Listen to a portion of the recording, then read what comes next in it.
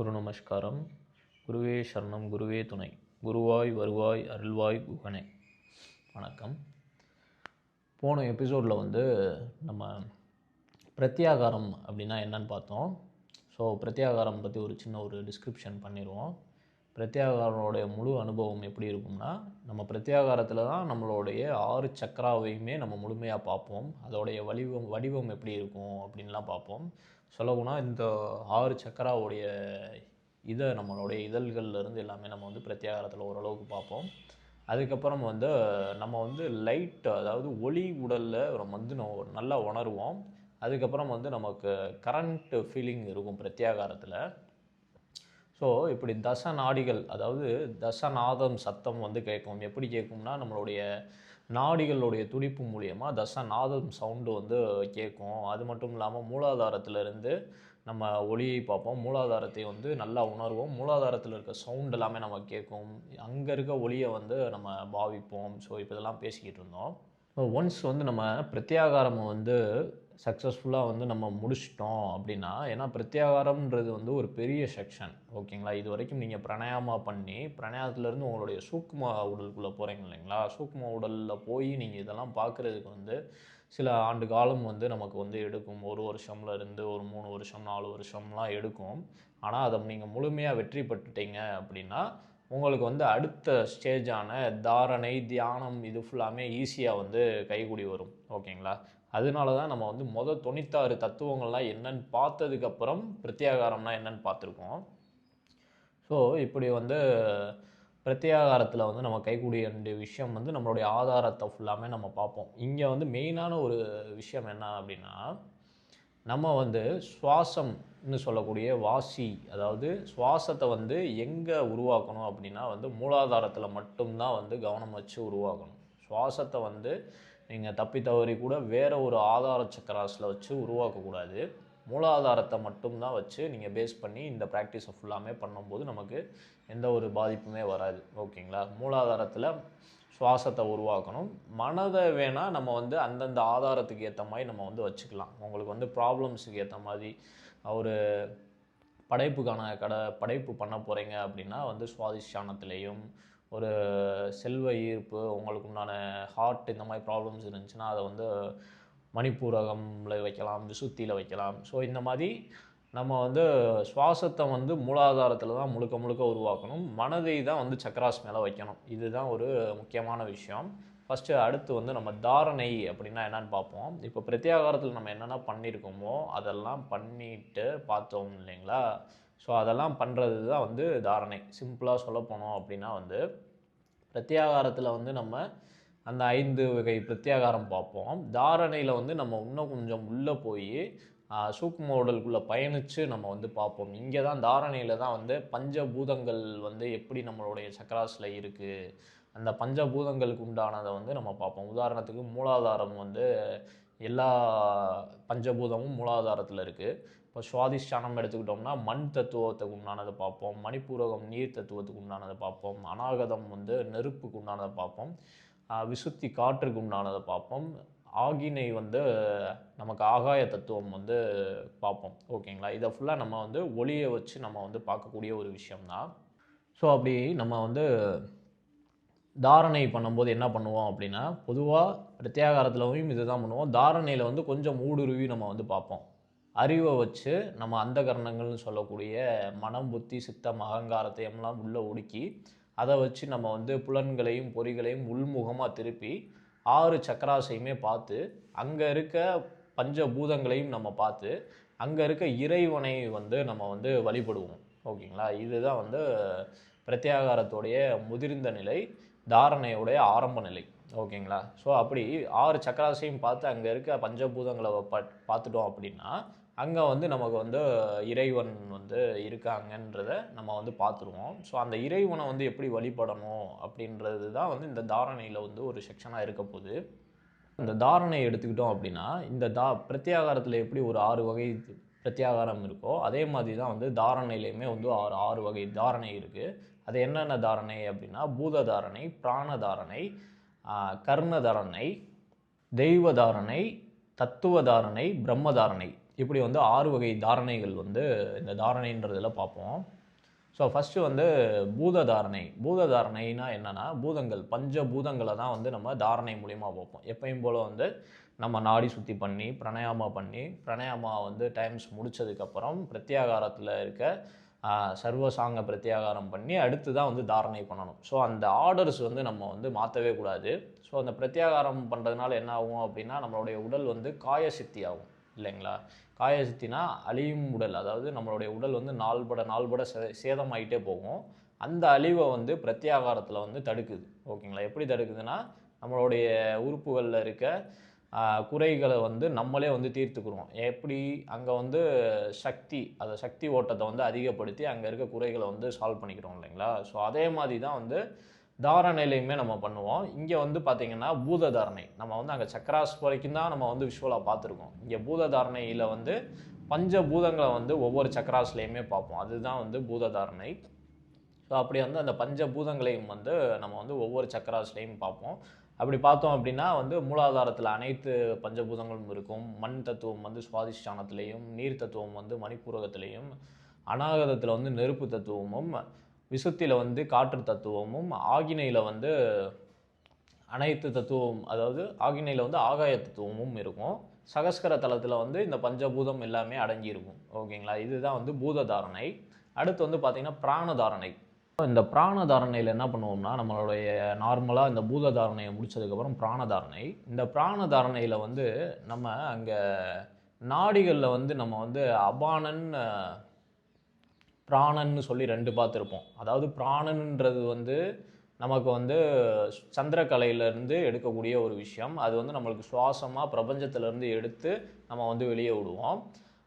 அபானன்றது வந்து சூரியக்கலை மூலிமா நடக்கிற ஒரு விஷயம். அது வந்து நம்ம சூரியக்கலையிலேருந்து எடுத்து நம்ம உணவுகள் எல்லாத்தையுமே ஜீரணிக்கிறதுக்காண்டி நம்ம வந்து அந்த பிராணம் வந்து நமக்கு உள்ளவே ஆக்டிவேட் ஆகிட்டு இருக்கும். அதாவது நம்ம பிராணனும் அபானனும் எப்படி வேலை செய்யுது அப்படின்னா, நம்ம உடலில் பிராணன் வந்து சுவாசம் வழியாக மேலேருந்து உள்ளே சுவாசித்து உள்ளேருந்து மேலே போகும். பிராணன் வந்து எப்பயுமே மேல் நோக்கி இழுத்துக்கிட்டே இருக்கும்.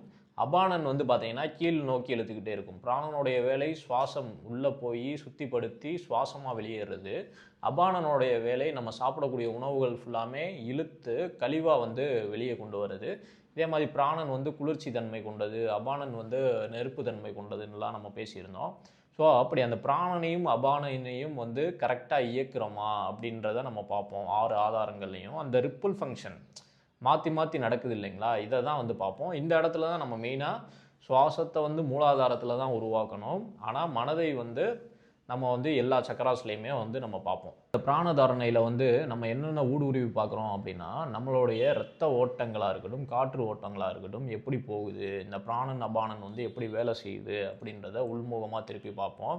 அது மட்டும் இல்லாமல் இதோடைய வேலை எப்படி நடக்கும் அப்படின்னா, மூலாதாரத்துலேருந்து ஆரம்பித்து நம்மளுடைய ஸ்பைனல் கார்டு வழியாக போய் நமக்கு வந்து சுழிமுனை, அதாவது நம்மளுடைய சுழிமுனை போய் நமக்கு வந்து சந்திரக்கலை சூரியக்கலையாக நம்ம வந்து சுவாசம் பண்ணிக்கிட்டு இருக்கோம். ஓகேங்களா. இதுதான் வந்து கான்செப்ட்டு.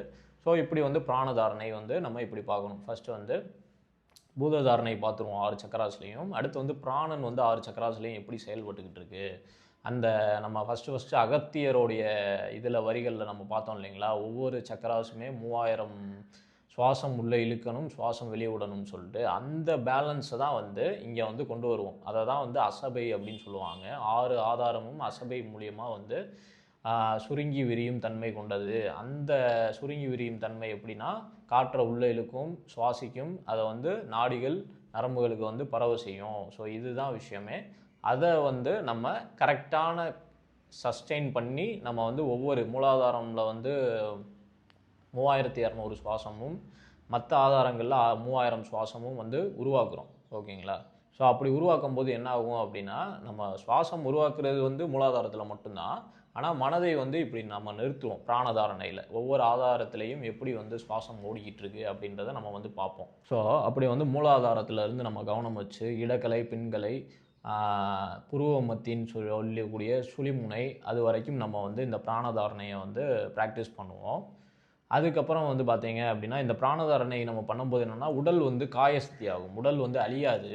அதோடு சேர்த்து நம்ம வந்து கற்பம் எடுக்கிறோம் இல்லைங்களா, மூலிகை எடுக்கிறோம் இல்லைங்களா, அப்படின்னும்போது அது முழுமையான காயசித்தியை கொடுக்கும். இப்போ பிரத்யாகாரமும் நமக்கு வந்து காயசித்தியை கொடுக்கும்.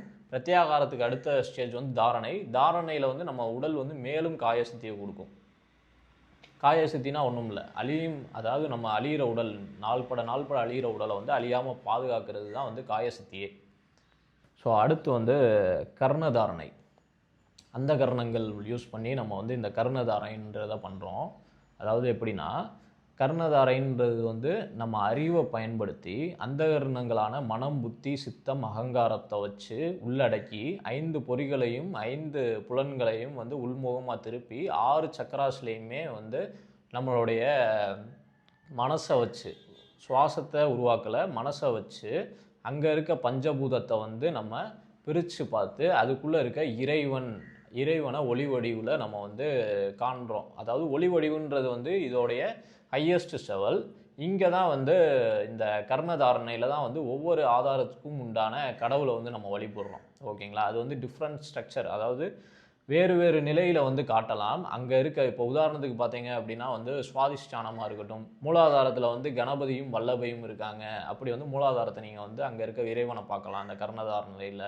சுவாதிஷ்டானத்தில் வந்து பிரம்மாவும் சரஸ்வதியும் இருக்காங்க, அப்படி சரஸ்வதியை பார்க்கலாம். அதுக்கப்புறம் மணிப்பூரகத்தில் வந்து திருமாலும் லக்ஷ்மியும் இருக்காங்க, அவங்கள நீங்கள் பார்க்கலாம். அநாகதத்தில் வந்து ருத்ரனியும் இருக்காங்க, அவங்கள பார்க்கலாம். விசுத்தியில் வந்து மகேஸ்வரனும் மகேஸ்வரியும் இருக்காங்க, அவங்கள பார்க்கலாம்.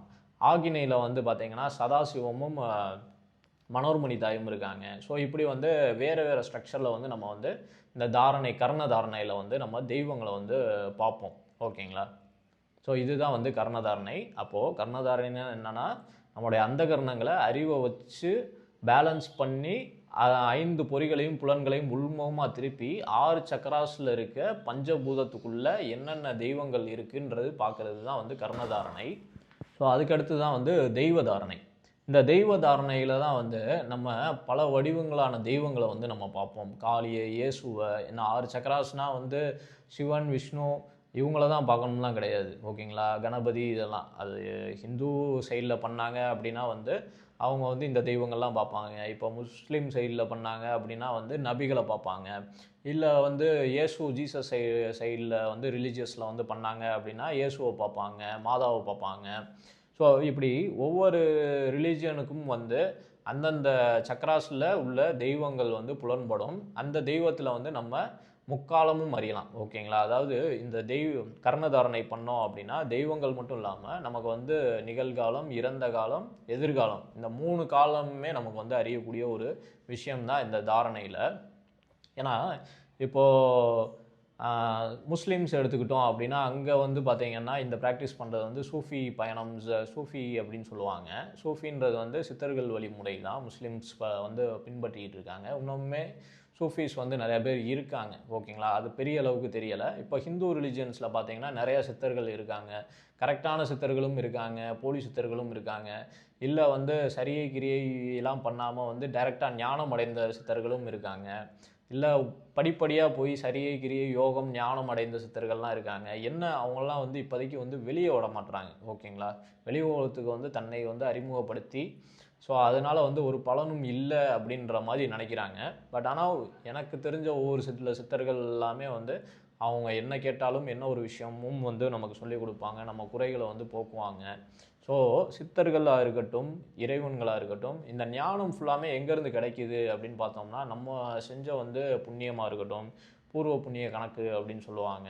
இதில் நம்மளுடைய வழிமுறைகளில் தமிழ் சமுதாயத்தில் எல்லாருமே வந்து ஒரு சித்தர்கள் இருந்திருப்பாங்க ஒரு 200 வருஷம் 300 வருஷத்துக்கு முன்னாடி.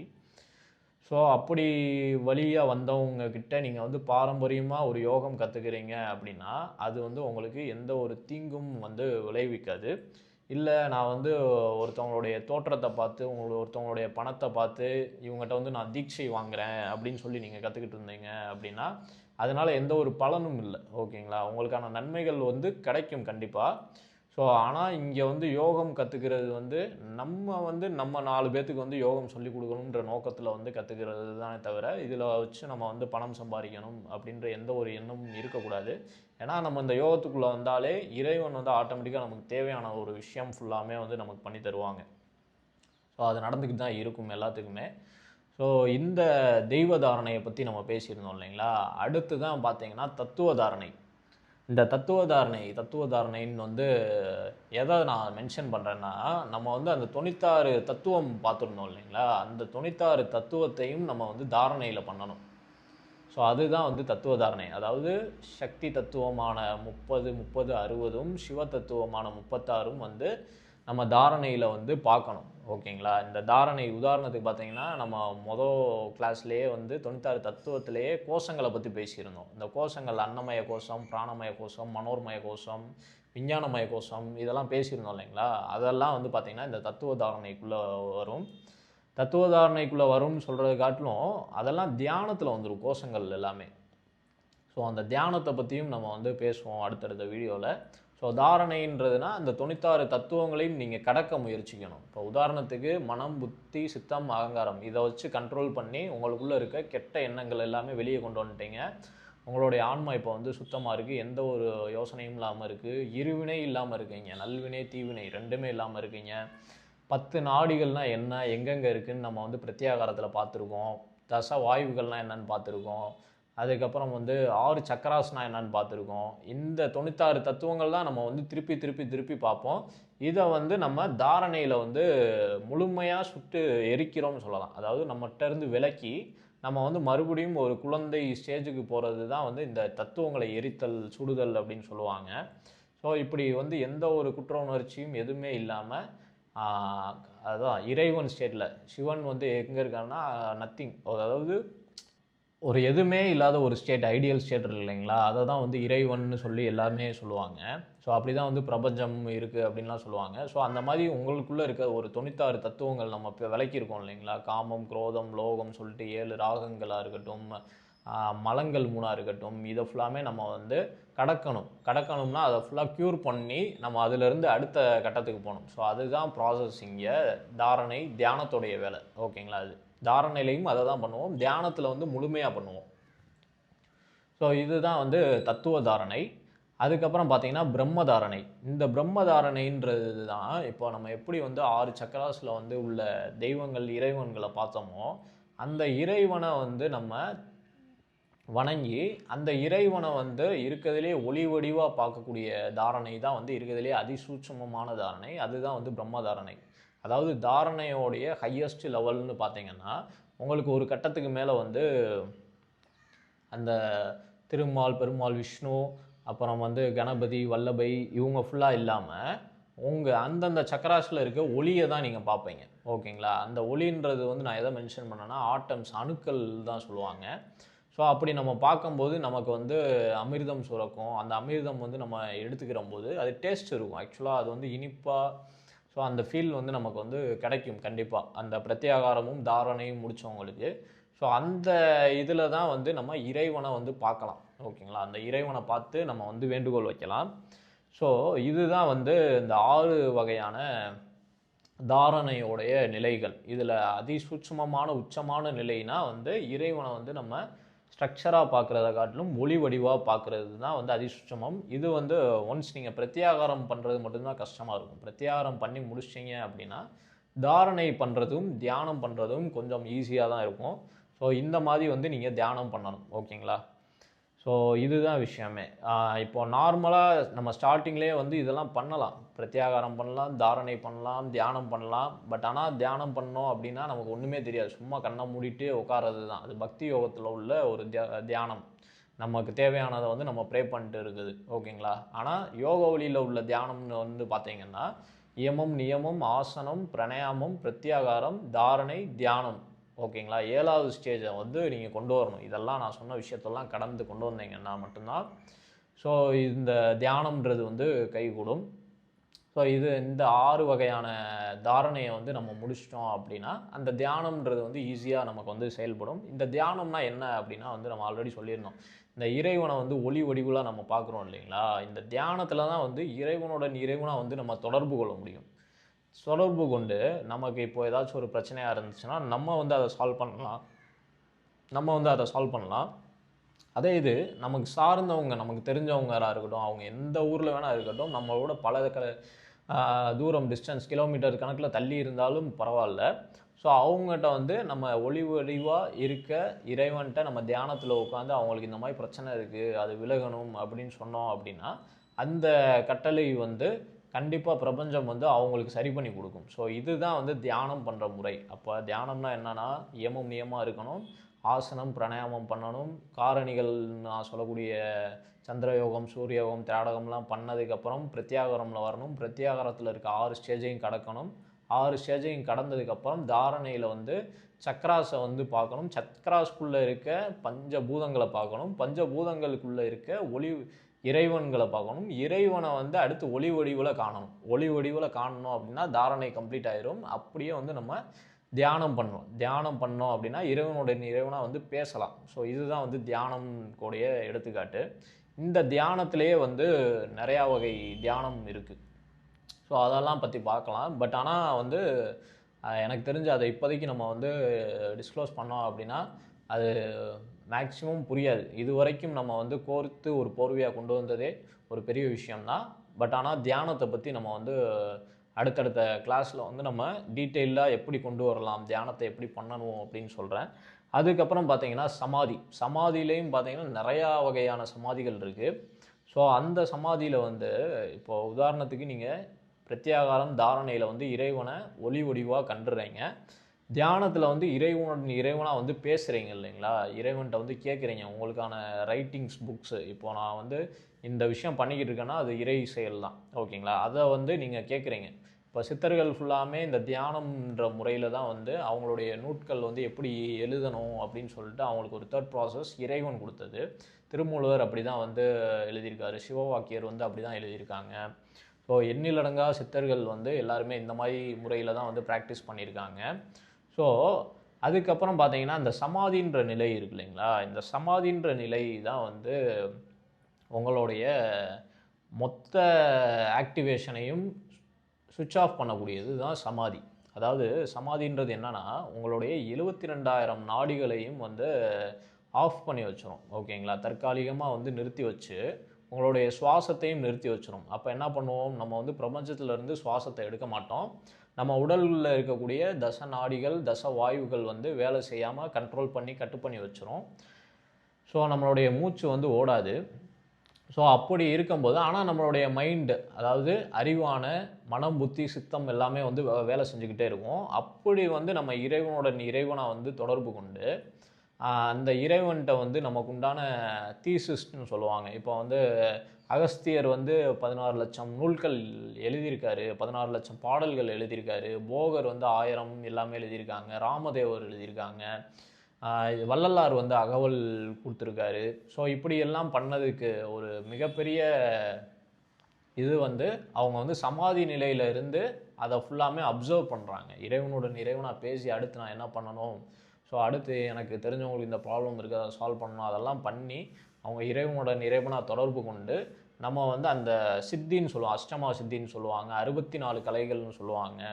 ஸோ இந்த சித்துக்கள் ஃபுல்லாமே அவங்க வந்து பயன்படுத்துவாங்க. அதனால் அவங்களுக்கு வந்து உடல் வந்து காயசக்தியாகவும் மேக்சிமம் இந்த தியானத்திலையும் சமாதி நிலையிலையும் தான் வந்து அடுத்து வேதை ஞானம் எல்லாமே வந்து அவங்களுக்கு கிடைக்கும். வேதைனா என்னென்னா அவங்க வந்து ஒரு மூலிகைகளில் வந்து நல்லா செய்யணும், முப்புன்னு சொல்கிறோம் இல்லைங்களா, அதாவது கர்ம நோய்களுக்கு உண்டான மருந்து. ஸோ அந்த மருந்துகள் ஃபுல்லாமே எங்கே அவங்க வந்து எடுப்பாங்க அப்படின்னா அந்த தியானத்திலையும் சமாதின்ற நிலையிலும் தான் வந்து அந்த இதை எடுப்பாங்க, ஓகேங்களா. அந்த மருந்து எப்படி செய்யணும் அப்படின்னு சொல்லிட்டு. ஸோ இரும்பை தங்கமாக்குறது, இந்த வேதைகள் ஃபுல்லாமே வந்து பார்த்தீங்க அப்படின்னா இங்கே தான் ஒர்க் அவுட் ஆகும். அதாவது இரும்பை தங்கமாக்குறது மட்டும் இல்லை, ஒரு பொருளை வந்து இன்னொரு பொருளாக மாற்றுறது, ஓகேங்களா. அதுதான் அனிமா லைமா மயிமான்னு சொல்லிட்டு சொல்கிறாங்க இல்லைங்களா. ஸோ அது ஃபுல்லாமே வேதைக்குள்ளே தான் வரும். ஸோ அப்படி பண்ணும்போது என்ன ஆகும் அப்படின்னா வந்து அவங்களுக்கு வந்து வர்மத்திலே நிறையா வர்மம் இருக்குது, நோக்குவம் இருக்குது, தொடு வர்மம் இருக்குது, இந்த மாதிரி வர்மங்கள் ஃபுல்லாமே இருக்குது. ஸோ அந்த வர்மம் மூலியமாக வந்து கட்டுப்படுத்துவாங்க தச நாடிகளையும் தச வாயுகளையும், அவங்களுக்குள்ளே இருக்கிறதையும் கட்டுப்படுத்துவாங்க, அவங்களுக்கு சுற்றி இருக்கிறதையும் கட்டுப்படுத்துவாங்க. ஒரு பொருளை வந்து இன்னொரு டைமென்ஷனாக வந்து மாற்றக்கூடிய திறன் வந்து அவங்களுக்கு வந்துடும் இந்த தியானத்தில் இருந்தோம் சமாதி நிலையில் இருந்தோம் அப்படின்னா. ஸோ அந்த சித்தை வந்து அவங்க பயன்படுத்த மாட்டாங்க பெரிதும். அவங்க எதுக்கு இந்த சித்தை பயன்படுத்துவாங்க அப்படின்னா அவங்க வந்து அடுத்து என்ன பேப்பர்ஸ், அதாவது அவங்க பாடல்கள் எப்படி கொண்டு வரலாம், அதாவது இப்போது நமக்கு போன சமுதாயம் வந்து சித்தர்கள்லாம் இருந்திருக்காங்க. இன்ன வரைக்கும் பார்த்தீங்க அப்படின்னா அந்த பாடல்களில் படிக்கிறவங்க இருந்துக்கிட்டு தான் இருக்காங்க. அந்த பாடல் தொழில்நுட்பம் எல்லாம் தெரிஞ்சவங்க இருந்துக்கிட்டு தான் இருக்காங்க. ஸோ அவங்க வந்து பார்த்தீங்கன்னா முக்காலமும் அறிஞ்சவங்க. அடுத்து ஒரு 100 வருஷத்தில் என்ன நடக்க போகுது, அதுக்கப்புறம் 200 வருஷத்தில் என்ன நடக்க போகுது. இப்போ கோவிட் கூட வந்துச்சு. சித்த மருத்துவத்தில் வந்து கரெக்டான விஷயம் தெரிஞ்சவங்க வந்து மறைமுகமாக அவங்களுக்கு தெரிஞ்சவங்கள வந்து ஹெல்ப் பண்ணிக்கிட்டு தான் இருந்தாங்க, காப்பாற்றிக்கிட்டு தான் இருந்தாங்க. ஸோ அது ஃபுல்லாமே வந்து அவங்கள மருந்தில் இருக்கக்கூடிய அவங்க செய்யக்கூடிய மருந்தில் வந்து 2 விஷயம் இருக்குது. ஓகேங்களா? இந்த 2 விஷயம் என்னென்னா, எல்லாமே வந்து அணுக்கள் தான். அதை நம்ம புரிஞ்சுக்கணும். இப்போ நம்மளுடைய உடம்பு வந்து ஒரு அணுக்களால் கட்டமைக்கப்பட்டிருக்கு. ஓகேங்களா? இந்த ஃபோன் வந்து ஒரு அணுக்களால் கட்டமைக்கப்பட்டிருக்கு. இந்த மாதிரி பிரபஞ்சத்தில் இருக்கக்கூடிய மரம், செடி, கொடி எல்லாமே ஒரு அணுக்கள் தான். ஸோ அப்படி வந்து ஒரு செடியையோ தாவரத்தையோ அவங்க கால நேரம் பார்த்து எடுக்கும்போது, அமாவாசை, பௌர்ணமி அந்த மாதிரி டைமிங்லாம் இருக்கு இல்லைங்களா? ஸோ அதெல்லாம் எடுக்கும்போது அவங்களுக்கு என்ன ஆகும் அப்படின்னா, அந்த டைமிங் பார்த்து எடுப்பாங்க.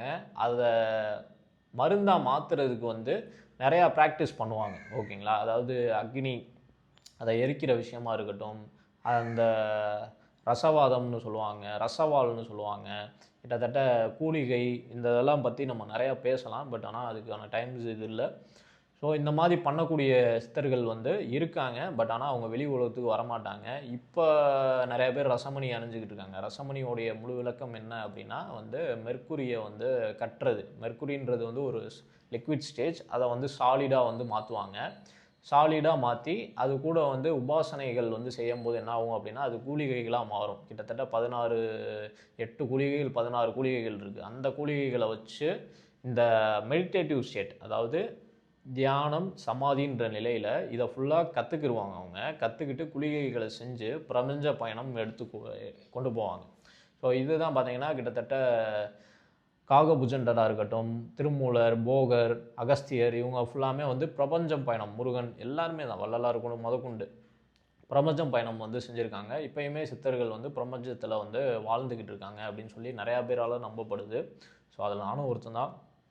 ஸோ அப்படி வந்து வாழ்ந்துக்கிட்டு தான் இருக்காங்க. ஓகேங்களா? அவங்களுடைய உடலை வந்து ஒளி உடலாக மாற்றிக்கிடுவாங்க. ஏன்னா அவங்க இந்த ப்ராக்டிஸ்லாம் பண்ணி அவங்க வந்து அட்டைன் பண்ணி இந்த உடலை காய சித்தியாக கடைசி வரைக்கும் மெயின்டைன் பண்ணிட்டே இருந்து நம்ம வந்து மக்களுக்கு உதவுவோம்னு சொல்லி அவங்களுடைய வேண்டுகோளை வந்து வச்சுருப்பாங்க. அதுக்கேற்ற மாதிரி அவங்கவுங்க ஒவ்வொரு புத்தகங்கள் வெளியிட்டுட்டு என்னோடய கடமை முடிஞ்சிருச்சு, இதை வந்து நீங்கள் படிச்சுக்கோங்க, தெரிஞ்சுக்கோங்க அப்படின்னு சொல்லிட்டு அவங்க வந்து ஒளி உடலாக மாறிடுவாங்க. ஒளி உடலாக மாறுவாங்க.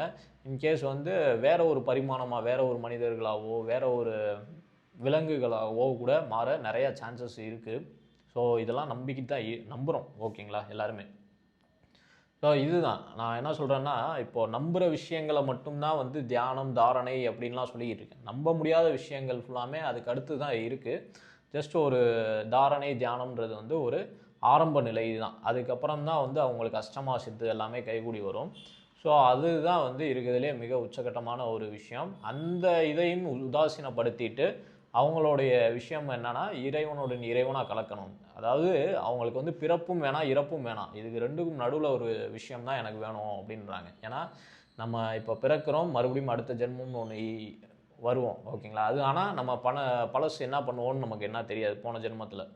ஸோ இப்போ புது ஜென்மத்தில் வந்து மறுபடியும் கஷ்டப்பட்டு இந்த நாலேஜை ஃபுல்லாக கேதர் பண்ணி, ஸோ இது ஒரு பெரிய விஷயம். ஸோ அப்போ நம்மளுடைய பயாலஜிக்கல் கிளாக்கை ஸ்டாப் பண்ணுறதுக்கு தான் நம்ம வந்து ட்ரை பண்ணிக்கிட்டு இருக்கோம். அதாவது என்னென்னா, நம்மளுடைய உடல் அழியாமல், தேகம் அழியாமல் நம்ம வந்து வாழ்நாள் ஃபுல்லாக வாழ்ந்துக்கிட்டே இருக்கணும் அப்படின்னு சொல்லி தான் இப்போ இருக்க சமுதாயம் வந்து ப்ராக்டிஸ் பண்ணிக்கிட்டு இருக்காங்க எல்லா விஷயத்துக்குமே.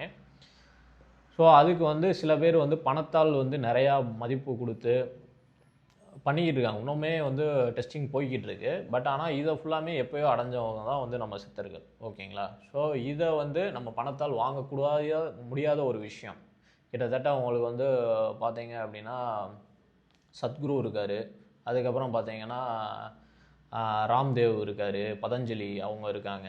ஓகேங்களா? இவங்க ஃபுல்லாமே வந்து இந்த ஸ்டேஜில் ஏதாச்சும் ஒரு ஸ்டேஜில் வந்து ஸ்டாப் பண்ணிட்டு மக்களுக்காண்டி ப்ராசஸ் பண்ணுறவங்க தான். ஓகேங்களா? ஏன்னா இந்த ஸ்டேஜெல்லாம் கடக்கணும் அப்படின்னா நம்ம வந்து யாருடைய தொடர்புகளும் இருக்கக்கூடாது. நமக்கான மனிதர்கள் இப்போது. ஸோ ஓகே, அதை பற்றி வேணாம். ஸோ இதுதான் வந்து தாரணை அண்டு தியானத்துக்கு உண்டான வித்தியாசம். அந்த தியானத்தில் தான் வந்து அவங்க இறைவனோட இறைவனாக வந்து பேசுவாங்க. சமாதின்ற இடத்துல தான் வந்து அவங்க லட்சக்கணக்கான பாடல்களை வந்து எழுதினாங்க அப்படின்றாங்க. இதுதான் ஸ்ரீரங்கத்தில் உள்ள ராமானுஜருக்கும் வந்து சமாதியாக இப்பயும் உயிரோடு தான் இருக்கார் அப்படின்னு சொல்லிட்டு பல ஆராய்ச்சிகளில் வந்து சொல்லியிருக்காங்க. ஓகேங்களா? ஸோ அதுக்கெல்லாம் வந்து ஒரு ரசவாதம் பண்ணி அவரை வந்து கட்டி அப்படியே வந்து அவரை உயிரோடு வச்சுருக்காங்க அப்படின்னு சொல்லி நிறைய ஆதாரங்கள்லாம் இருக்குது. அது மட்டும் இல்லாமல் அதுக்கு உண்டான புக்ஸ் ஃபுல்லாமே வந்து அங்கே தான் இருக்குது, ஆனால் மறைச்சி வச்சுருக்கேன், கரெக்டான ஆளுக்கு தான் வந்து போய் சேரும் அப்படின்னு சொல்லிட்டுலாம் புத்தகங்கள் வழியாகவே அவர் எழுதிய ரோமரிஷி அவங்க பாடல்களில் வந்து கொடுத்துருக்காங்க. ஸோ இப்படி தான் வந்து கோரக்கராக இருக்கட்டும், தேரையராக இருக்கட்டும், எல்லாருமே வந்து இந்த வழியில் வந்தவங்க தான். ஓகேங்களா? ஓகே. ஸோ இதுதான் வந்து நம்மளுடைய கோர்ஸ் என்டையராக இருக்கக்கூடிய விஷயம். ஃபஸ்ட்டு வந்து நம்ம கொஞ்சம் கொஞ்சம் விஷயமாக அறிஞ்சிக்கிட்டே வருவோம். காலப்போக்கில் வந்து எல்லா விஷயமுமே நமக்கு வந்து கைகூடும். எல்லாத்துக்குமே வந்து இறை அருள்ன்றது வந்து கண்டிப்பாக கிடைக்கும். ஓகேங்களா? ஏன்னா இந்த விஷயம் வந்து எல்லா குருமார்களும் சொல்லியிருக்காங்களா என்னன்னு தெரியாது. பட் ஆனால் நான் சொல்கிறக்கூடிய விஷயம் ஃபுல்லாமே வந்து பாடல்கள் வழியாக எனக்கு குருமார்கள் வந்து எனக்கு பாடல்கள் வழியாக மட்டும் இல்லை, நேர்லேயே வந்து வழிகாட்டியிருக்காங்க. ஸோ அது மூலியமாக தான் வந்து நான் வந்து இவ்வளோ விஷயம் வந்து நான் சொல்கிறேன். ஸோ இதெல்லாம் வந்து ஒரு பேசிக் ஒரு விஷயந்தான். ஸோ இதுக்குள்ளே இன்டெப்த்தாக போகும்போது உங்களுக்கு வந்து அவங்கவுங்களுக்கு என்னென்ன ஒரு சித்துக்களாக இருக்கட்டும், என்ன ஒன்று வெற்றி கிடைக்கும் அப்படின்றதெல்லாம் அவங்களுடைய அனுபவங்கள் தான். நம்மளுடைய நோக்கம் என்னென்னா, நமக்கு வந்து ஆஃப்டர் இந்த கோவிட்க்கு அப்புறம் வேக்சின்ஸ் எல்லாமே போட்டதுக்கப்புறம் நம்மளுடைய ஜெனட்டிக்கல்ஸ் மாற்றுறதுக்கு உண்டான நிறையா முயற்சிகள் நடந்துக்கிட்டு இருக்குது. ஸோ அந்த முயற்சிகளை வந்து எது தடுத்து நிறுத்தும் அப்படின்னு ஒரு ஃபைனலாக நம்ம பார்க்கும்போது நம்ம செய்கிற யோகம் மட்டும்தான் வந்து இந்த எல்லாத்துக்கும் ஒரே ஒரு சொல்யூஷனாக இருக்க போகுது. ஸோ அதை தான் வந்து நான் இப்போ வந்து சொல்லிக்கிட்டு இருக்கேன். ஸோ இதை நீங்கள் வந்து முயற்சி பண்ணி பாருங்கள். இதில் வந்து எந்த ஒரு தவறான ஒரு விஷயமும் இல்லை, இதனால் எந்த ஒரு பாதிப்பும் இருக்காது. ஓகேங்களா? இந்த அடிப்படை அதாவது இந்த முறையில் நீங்கள் பண்ணீங்க அப்படின்னா ஓகேங்களா, அதுதான் யோகத்தை வந்து மூலாதாரத்திலேருந்து நீங்கள் ஸ்டார்ட் பண்ணுங்கள், வேறு எந்த ஒரு சக்கராஸ்லேருந்து ஸ்டார்ட் பண்ணாதீங்க அப்படின்னு வந்து எல்லா சித்தர்களும் சூட்சுமமாக மறைபொருளாக பரிபாஷையாக வந்து சொல்லி வச்சுட்டு போயிருக்காங்க. ஓகேங்களா? ஸோ ஓகே, நன்றி, வணக்கம், குரு நமஸ்காரம், குருவே துணை, குருவே சரணம், குருவாய் வருவாய் அருள்வாய் குகனே. தேங்க்யூ.